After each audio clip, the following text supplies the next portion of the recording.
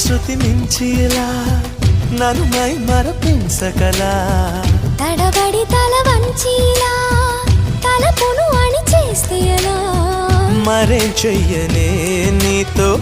ఎలా వేగనే